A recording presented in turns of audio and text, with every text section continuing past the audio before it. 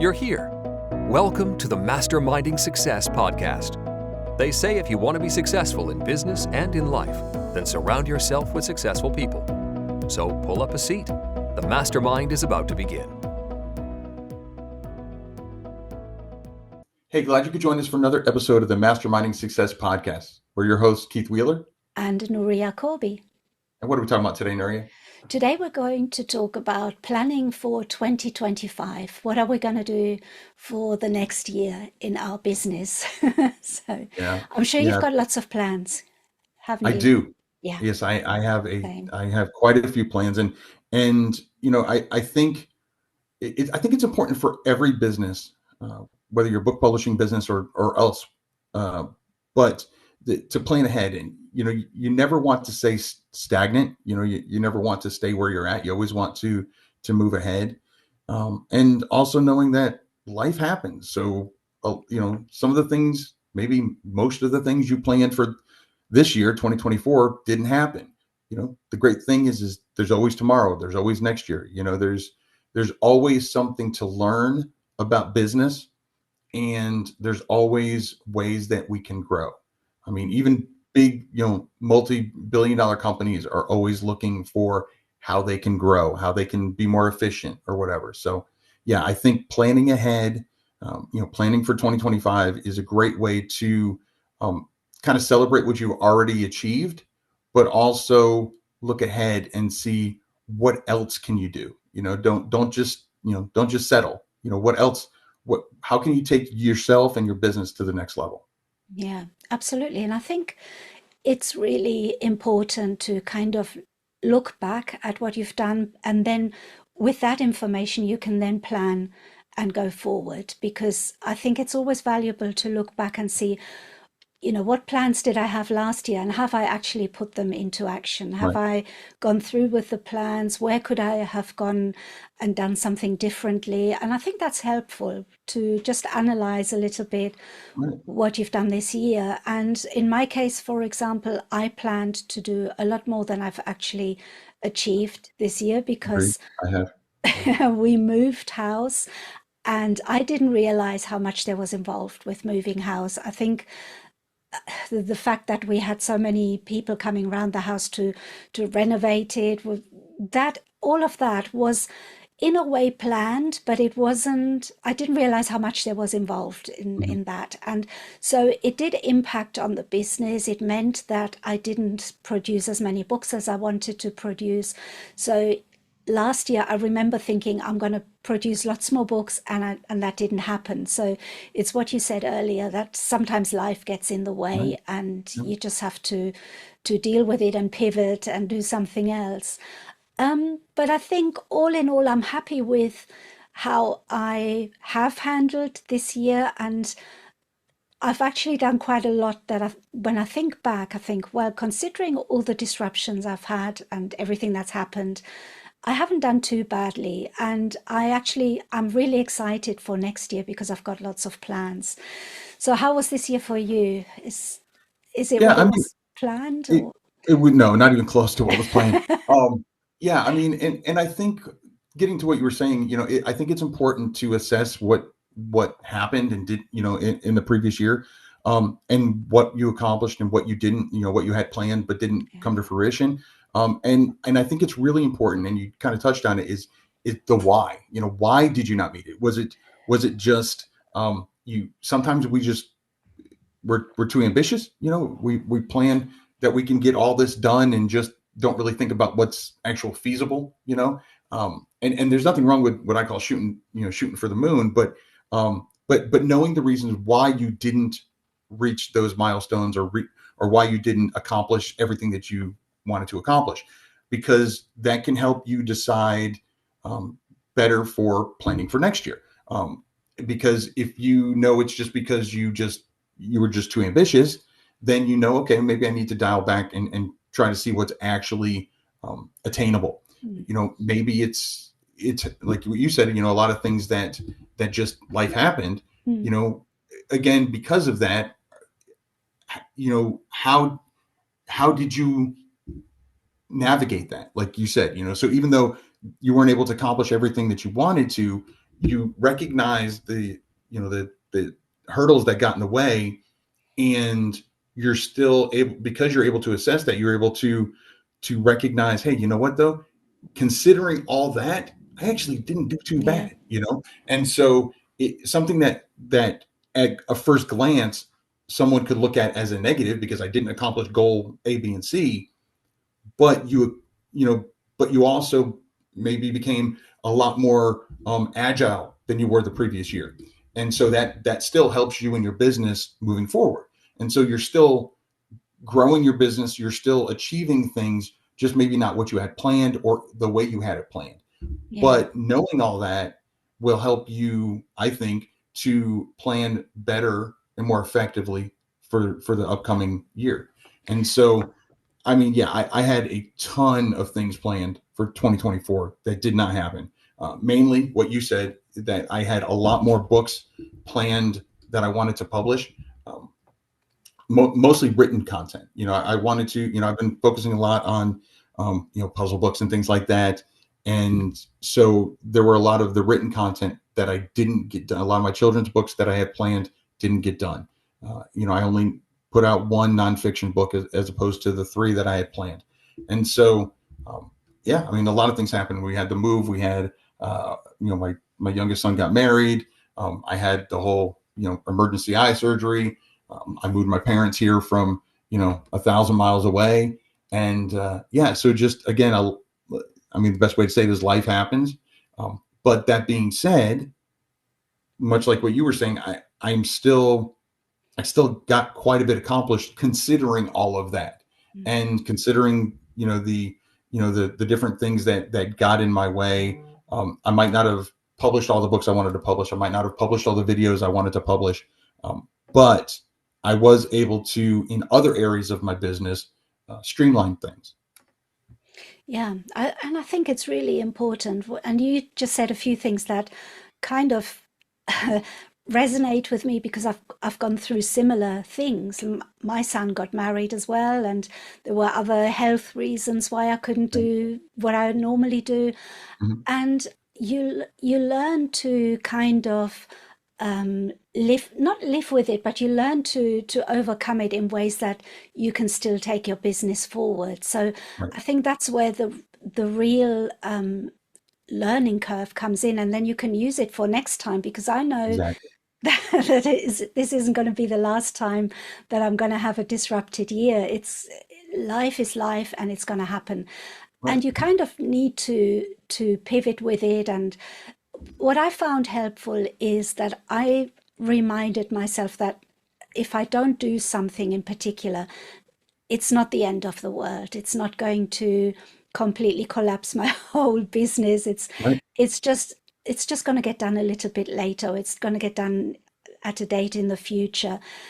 And it's all about having sort of little, it's all about having plan Bs. If plan A Right. doesn't work, what else can you do? And I think that works really well. And that's why I don't tend to panic when something doesn't go to plan, because I'm just so used to it by now that I think, okay, sometimes even better things come my way because of something that was unexpected. So it's not always a bad thing. Sometimes it can actually mean that there's a quicker way of doing something that I hadn't thought about, or there's lots of silver linings in all Right. of this as well. So I think, yeah, definitely it hasn't been the year that I thought it would be, but I'm actually quite happy with how it went overall. And especially, like I said earlier, I'm really excited for next year, because now I've got all that learning behind me, all the things that I think, I've learned this year, I can now take forward into the next year. And I'm excited about that. And I know you've got a lot of plans as well for next year. And I think if we can achieve half of them, we'd be quite happy, wouldn't we? Yes. Yeah. And I think one of the key points that you just said is that all these hurdles that got in our way um, didn't destroy our business. No. They're not. I mean, even like I said, there was three books that I wanted to publish, just in the nonfiction genre or niche, that that I didn't get done. That's 3 whole books that I didn't get published. My business still ran. Yeah. You know, is that additional income that could have come in? Absolutely. But guess what? It can come in next year. Yeah. And so, maybe, I also believe that everything happens for a reason. So maybe it wasn't the right time for me to publish those books. And that's okay. Because I mean, I could have, if this had been 5, 6, 7 years ago, when I, was earlier in my days of self-publishing, I might have just, buckled down and knocked out those books and, like I've written novels in 30 days or less, for NaNoWriMo and stuff like that. So could I have still gotten those done? Yes. Would they have been the best book I could have put out? No. And I think this is something that, especially for those people who are listening in that are newer to this business, that understand that it's like you said, it's not the end of the world when things don't go as planned. And early on, I always say, your first book you publish is probably going to be your worst because you haven't learned what you don't know. And so, like I said, 7 years ago, I would have probably found a way to knock out all 3 of those books, but they wouldn't have been great. And so by taking the time that it needs, I'm not talking about taking 3 years to write a book, which, I mean, if that's what you have to do, then that, based on your timeline, that's up to you. But there is there's a happy medium in there. So I don't want to rush it, because it's one thing if it's because I was just too lazy to write a book, then I probably would have, at one point been like, okay, no, now the laziness needs to stop and I need to, buckle down and do it. But if it's because life, then I'm okay with not publishing what I had planned. And luckily I didn't have, I hadn't promised, I didn't have any of them on pre-order or anything like that where I'm held to a specific deadline. In which case I do think you need to stick with that, or at least communicate very well with your audience, on why you're not going to be able to meet those deadlines. But if it's just a self, at least for me, if it's a self-set deadline, it's a very happy medium that I have to walk, so I don't procrastinate and don't get it done. But if things come up like it did in 2024, where I'm really not able to put out a good quality book like I want, and like my readers deserve, then it's okay for me to put it off and have it as a higher priority for 2025. Yeah, I agree with that. And I think you just said something again that resonated with me. You talked about deadlines, and that's one of the things I absolutely hate. I hate deadlines. And one way I help myself in this business is by not setting any deadlines or not having any deadlines and not accepting any deadlines. So for example, I don't set a publishing date, or this is one of the reasons why I think self-publishing is so great, because we just do what we like. We can publish our book whenever we're ready to publish our book. And that is one of the things that really helps me, because I crumble as soon as there's a deadline, because I think it's maybe because I'm a little bit of a perfectionist, or I don't want to let people down. That's the other thing, so, and that is why, for example, I don't do sponsor deals on my YouTube channel. I don't like to have to do something, even when I'm an affiliate for something. Right. If there's a deadline, I find that really hard, and there's only very, very few products I will promote, and only if I use them myself or if I think they're really, really good. So that is one of the ways I kind of navigate having a more stress-less life, because to me, deadlines is something that causes problems in my head. They're not really problems, they're just in my head, but because I know that, I try to avoid that. And I think that is one way people can maybe make their lives a little bit easier. If you know something is going to make you feel uncomfortable or make you feel that you can't do it, don't do it. there's Right. nothing in this business that we absolutely have to do, and that is the nice thing Agreed. about working for yourself, that you Hmm. can actually shape your business the way you want to shape it. Right. So that for me is a really important thing, and I'm definitely sticking to that next year as well. Yeah. No Yeah. deadlines. Yeah, it's definitely not a one size fits all No. business model, and I think that's one of the things that I love about it. You Yeah. know, with all the YouTube channels that are out there and all the podcasts that are out there, Mm, people can people can listen to, they can watch your channel and my channel and the podcast channel mm, and Dale and a bunch of other people and get nuggets from everybody, yeah. and then still say, you know what, I don't agree with that, but I do agree with that, and and you know meld your business into what you want it to be, what's going to be best for you Yeah. and your business, and what's going to be best for you and your family, your schedule, Yeah. whatever.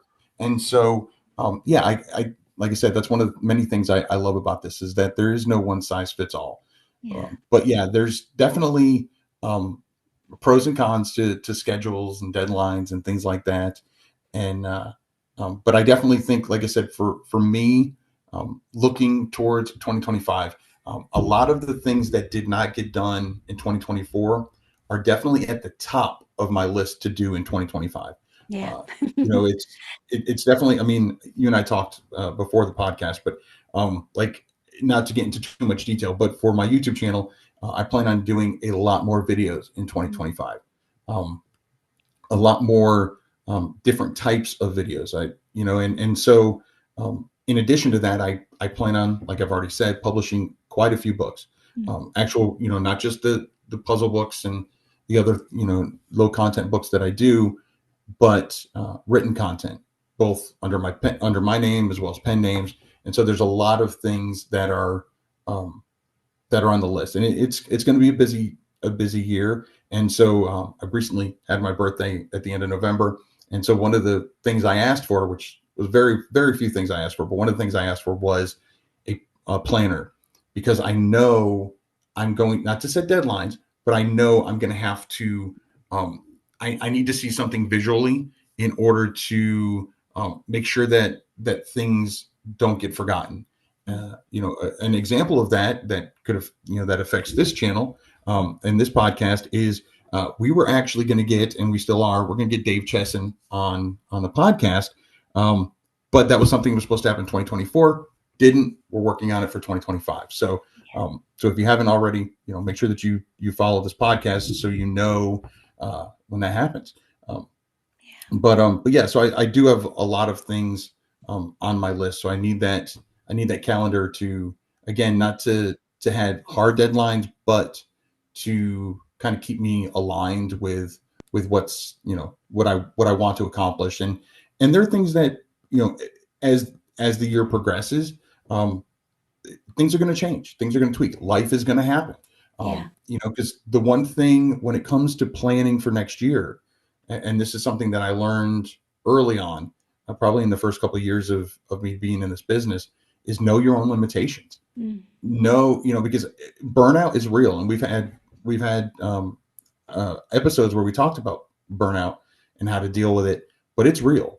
And if you try to accomplish too much too fast, you are more susceptible to burning yourself out.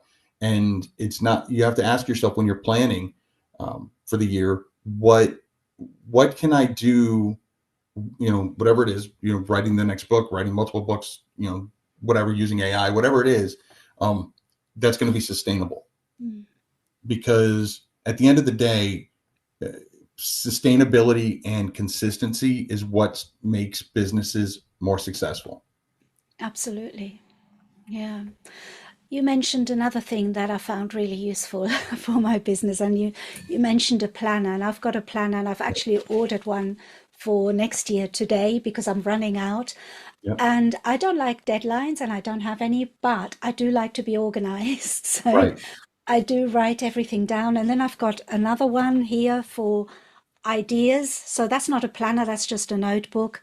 That's where my ideas go, or my scribbles. And sometimes I go back through them and I see what I wrote maybe a year ago and I think, oh, I forgot to do that, or I forgot to have a look at that. Just ideas that come into your head and you can revisit them later. And I think that is quite useful as well. And actually, there was one thing today that I meant to do a while ago and I didn't, and I just saw it and I thought I have to do that. And that was to buy my name as a domain name, nuriacorby.com, because of the books that I want to publish next year under my own name. So that was another thing. If I hadn't written it down, I might have forgotten by now. Right. So it's really important for me to write things down and to have a diary or a planner or something like that. That's helped me a lot in the business as well. And that's what I'm Yeah, going to continue. I've never really been a big planner person. No, me But neither. I definitely, I don't know if it's because I've gotten older, but I definitely see the need for it now. Yeah, yeah, 2024 really opened my eyes to that more than anything else. Again, not necessarily for deadlines, but again, to keep organized, yeah, especially when you have a lot that you're planning, to make sure things don't bottleneck. Make sure that there's things that things run as smoothly as possible. mm, And also, I found in using that planner already that it also helps me see something ahead of time that I know that this could end up being a bottleneck yeah, unless I move things around. And so it definitely has helped. But I also have and I don't have it in front of me because I still have things packed away from the move, but I have a niche notebook, write down the niches and yeah, that I'm in, and whether I need to double down on it because it's seen a lot of sales or whatever. And it's just a notebook that I put together. But yeah, so those are pretty much my two big ways I organize for my business, and especially for the next year, for 2025. yeah. Good idea. I find that I have to do that more and more, and I don't think it's because, well, maybe it is because I'm becoming more forgetful as I get older, but I think it's also because we've got so many things going Right. on. Mhm. If I've never had so much going on in my life as I have now, because I'm Yeah. thinking of so many ideas and I find something creative every day that I want to do, and I haven't got the time now, so I'll postpone it for later. And there's a lot that we are thinking about at the moment. And if we don't write it down or organize it in some way, it's definitely not organized Right. in my head. It's I, it's I know has to that be feeling. somewhere else. Yeah. Yeah. Yeah, and I agree, and I think that's what it is. I think it's because a lot of it is because of how busy I Mm, am, not just in the book business, not just in the content creator business, but just in life. I yeah. mean, I've got Yeah. my oldest daughter's getting married Yeah. in 6 months. I've got grandbabies. I've got a new big property that I have to deal with. So many things that are on my to-do list Yeah. that I need to get more organized in order to get things done, Yeah. and to get things done like they need to be done. Another thing I'm doing for 2025, I'm actually kind of cheating because I'm starting a little bit before 2025, but for the first time, I'm getting a virtual assistant, and Oh, I'm, she and I've already chatted, but it's going to be someone to help me with the things that either I'm not the best at, uh, I don't enjoy doing, or things that are just tedious and are taking up my time. Because one thing that all of us have a finite amount of is time. And so, you hear the phrase time is money. And so it's a matter of how much is my hour worth. And if my hour is worth X number of dollars, and I can hire someone to do the things I don't like doing, I'm not good at doing, or I just don't want to do, and that aren't actually making the business any money, and I can hire them to do it at a cheaper hourly rate than I'm worth, yeah. then that's just saving my business money in the long run, because now I'm able to take that time instead of checking emails. I can take that time now and start working on that book, or start working on those videos or whatever. Yeah. That's a good point, because anything that helps your business is a good thing to do. In my case, I like to do everything by myself, but also I've got my husband helping me. So I was gonna say it's, you got a teammate. Yeah, I've got a good deal here. yeah, you do. So that's not, it's not a problem that's come up for us yet. And I've got my daughter helping me with social media. So, Right. you know, it's manageable at the moment. Could I do more? Yes, I could do more if I had more time, but like you said, there's only a certain amount of time in the day, Mhm. and I can't do everything that I want to do, but maybe that's not a bad thing, because I want to do a lot, and I don't think Right. that is advisable, because there's also life. I think it's also very important to enjoy yourself and to have Yeah. free time, and next year's a big year for me, because I'm going to have my first grandchild as well. So I want to have time Right. for the new baby, and that's important as well. It's definitely very important to spend time with my husband, with my family, and that is part of life, and we mustn't forget that, because it's very easy to get bogged down in work and forget that side of things. But then Right. why are we doing this? So that's Agreed. that's Yeah. one Like of the reasons. I don't work, very seldom do I work on the weekends. Um, Mm. there was a time early on when I would write or do videos or whatever late into the evening. Like my wife would already go to bed, and Yeah. I'd still be writing, or I'd still be publishing, creating videos. And I don't do that anymore, Mm. because I mean that's time. Yeah. My time, there's no price on what I would pay for that time. You know what I Yeah. mean? And so no, so I definitely, and I don't need a planner for that. I don't need a planner to tell me I'm not working this weekend. Yeah. Um, but yeah, no, absolutely, having that nice work life balance, and it goes kind of back to what I was saying before about uh, consistency and sustainability. You Mm. know, um, if you try to work, and I've done it. I've known plenty of people who do it, and people who have success in it in the short term, that just go gung ho and just knock out books like crazy. Put all their time and energy into their business, and I get it. Especially if you don't have money to hire other people, I completely understand. But again, ask yourself how sustainable that is. One of the many things I've said probably 100 times on this podcast is the big difference between people that I've known that have been successful in self-publishing books, and business in general, and those who have not, is they've quit before they did see success. And Yeah. most of the time it's because they burn out. Yeah. They just they put too much time into it, to what they're getting back, whatever. And I really think that as you plan for 2025, keep that sustainability in mind. Definitely. Don't try to stretch yourself out too thin. And I know people, and I know you did it, where you gave yourself a year Mm. to to this business. Mm. But spread out that, how much time are you spending every day for that year? Yeah. And I could do a whole nother episode on this. Are you spending it on the right things? Yeah. I've seen people, I've preached it, that research is super important, and I know you enjoy the research, and I do as well. Mm. But it's also very easy to spend way more time doing that than you need to. And then it's like, okay, what do you have to show for that? You've got Yeah. ideas, but have you tested that those ideas are actually going to turn into sales? Yeah. Have you started creating anything based on those ideas? Yeah. Again, it's yeah, I'm all for having deadlines. I'm all for treating your business like a business, and being passionate about it, and putting the time into it. But again, make sure that you don't burn yourself out while you're doing it. Absolutely. That is a really important point. And yeah, I think burnout is something that can happen really quickly, and it kind of creeps up on you.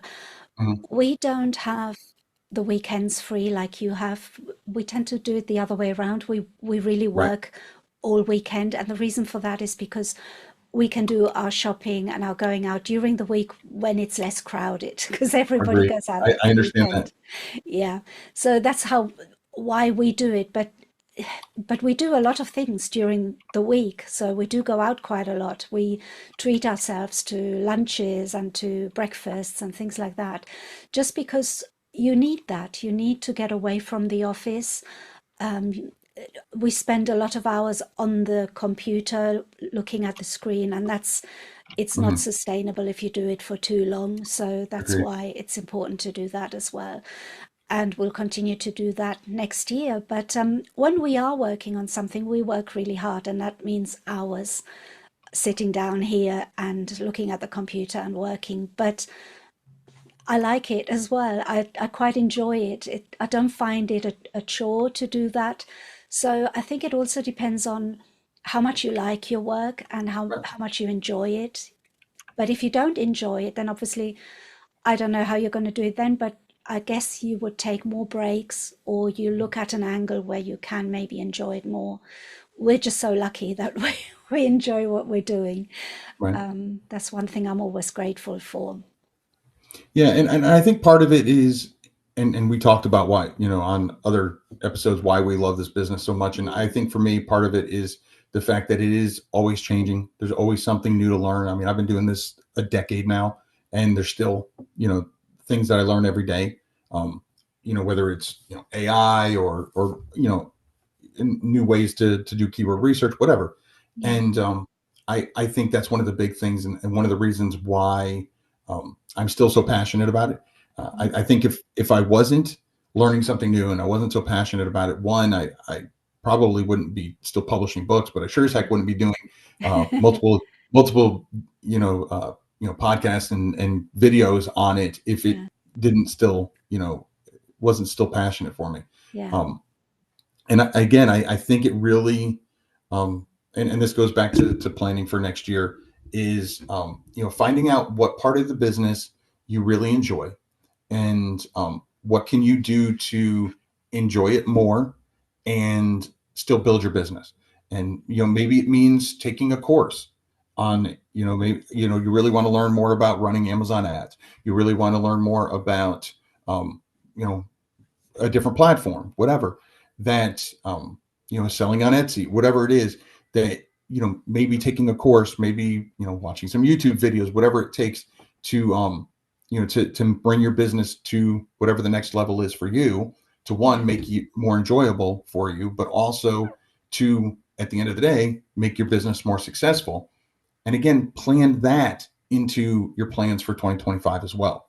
Not just all about work, but also the things that that are fun, at least for me, like learning, the educational part of it, still, working that into your schedule, your Mm. plans for 2025.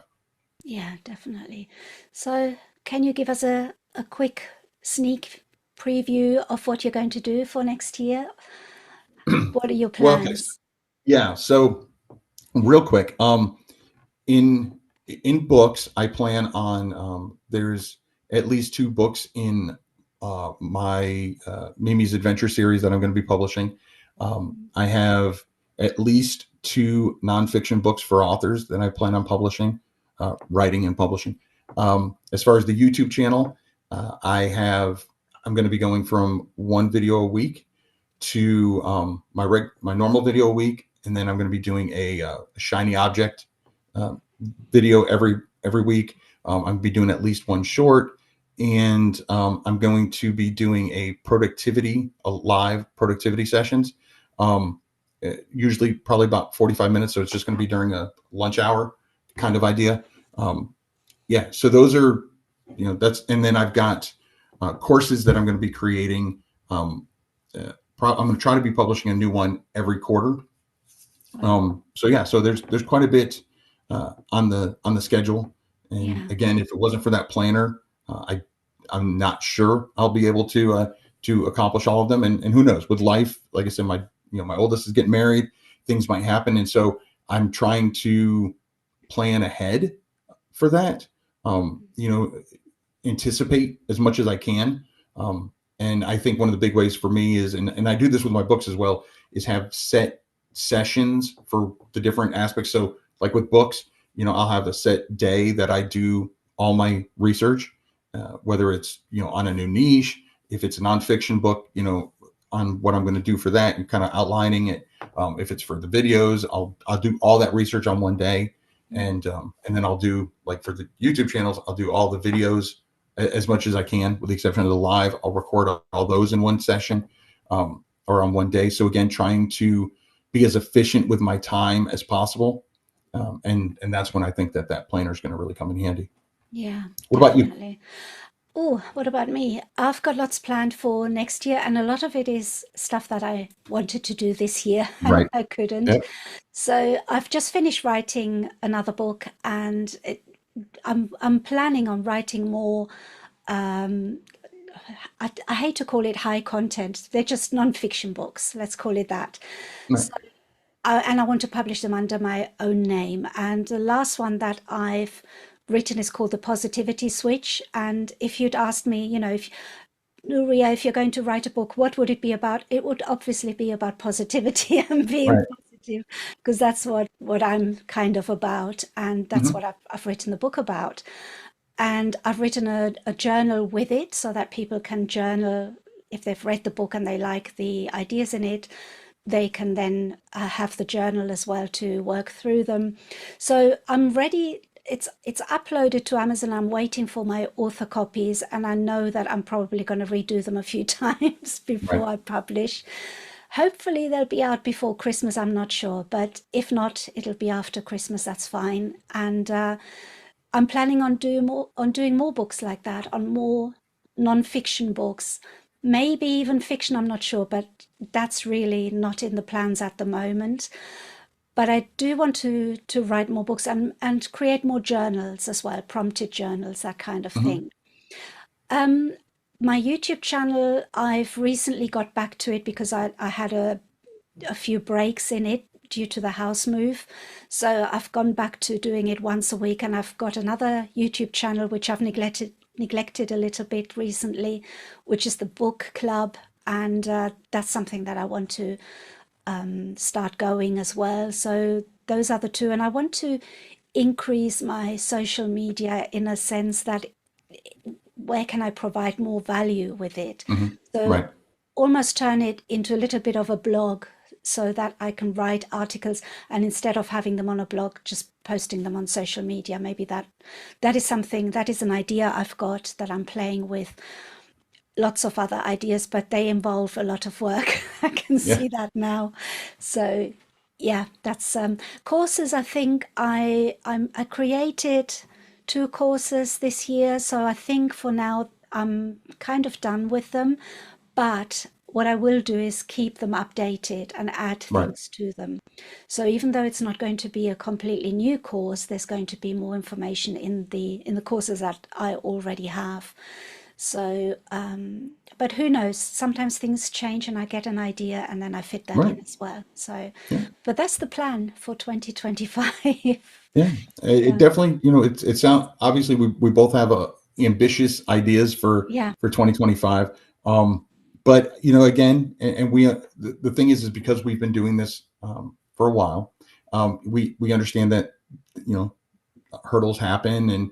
And I think the big thing is, and the big takeaway for me for 2024 in particular was to not beat yourself up over what you didn't get done, because you Yeah. can't change it. Beating yourself up over it doesn't accomplish it. Even if the reason why you didn't do it was just because you were just too lazy, you procrastinated. I've definitely had those times, in over the years. Beating yourself up over it doesn't help, doesn't accomplish anything. So it all comes down to, okay, where do we go from here? Where do we, Absolutely. how do we turn that negative into a positive? You must And have read so, my book already, because no, not that's yet, exactly what I'm talking about. but I definitely will. Um, but yeah, I think that's the big takeaway for, I think, anybody and not just in business but in life, is like, you can't change the past. So, No. you know, why bother? It's a matter of how are you going to learn from it? Yeah. And not to quote the Lion King, but So Quite, yeah, it's fine. yeah, but yeah, so that's I think the big takeaway for me, and why I'm able to be as ambitious as I am for 2025. Like I was telling you off, before we started that, I sat down with my wife, and I think that's a big thing to sit down with your partner or whoever, whoever's going to be the most honest with you, I think, and tell them what your goals are, tell them what your plans are, and ask them, do you think this is attainable? And I will tell you, my wife and I have been together since high school, so she's got no problem telling me if I'm being too ambitious, or if she's like, I think you're being a little easy on yourself. I think you can do more. She's also got no problem telling me, if I promise that this is what I'm going to do, this is my plan. She's got no problem holding me accountable. Yeah. And if you don't have somebody, because I know a lot of people, especially in this book business, a lot of times you might not have anybody, family, friends that understand what you're going through, that don't understand the process or whatever, or what your goals mean. Find somebody, Yeah. whether it's a Facebook group or whatever, someone that can be your accountability partner. And again, we have an episode on accountability partners too. But yeah, just someone that will hold you accountable and say, hey, so how's that project coming along? Or, you wanted to post more on social media for your brand. How's that been coming? Have you been, publishing posts every day like you wanted to, or whatever it is to hold you accountable, and understand that, life happens, as I've said multiple times.